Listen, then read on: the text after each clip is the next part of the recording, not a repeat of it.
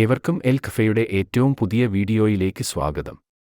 അങ്ങനെ കൽക്കിയുടെ രണ്ടാം പകുതിയെ പറ്റിയുള്ള അഭിപ്രായങ്ങൾ കൂടി പുറത്തു വന്നിരിക്കുകയാണ്. ആദ്യ പകുതിയേക്കാൾ 2 മടങ്ങ് മുകളിൽ നിൽക്കുന്ന രണ്ടാം പകുതി. പറയത്തക്ക ലാഗുകളോ ക്രിഞ്ച് സീൻസോ ഒന്നും തന്നെയില്ല. ക്ലൈമാക്സ് രംഗങ്ങളൊക്കെ തീപാറിച്ചു.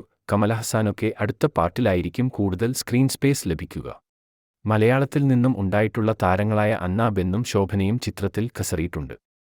ദീപിക പടുക്കോൺ കിട്ടിയ റോൾ നല്ല വൃത്തിക്ക് ചെയ്തു വച്ചിട്ടുണ്ട്.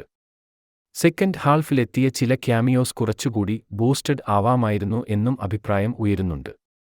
പ്രഭാസും ബച്ചനും തമ്മിലെ വാർ കിടിലമാണ്. ക്ലൈമാക്സിനോട് അടുപ്പിച്ചുള്ള ചില VFX വർക്കുകൾ മാറ്റിവെച്ചാൽ മറ്റൊരു കുറ്റവും സെക്കൻഡ് ഹാഫിൽ ഇല്ല. ചിത്രം എന്തായാലും വൻ നേട്ടങ്ങൾ നേടുമെന്ന് ഏറെക്കുറെ ഉറപ്പായിട്ടുണ്ട്. കാത്തിരിക്കാം കൽക്കിയുടെ മറ്റു അപ്ഡേറ്റുകൾ അറിയുവാനായി. കൂടുതൽ സിനിമാ വിശേഷങ്ങൾ അറിയുവാനായി ചാനൽ മറക്കാതെ സബ്സ്ക്രൈബ് ചെയ്യൂ.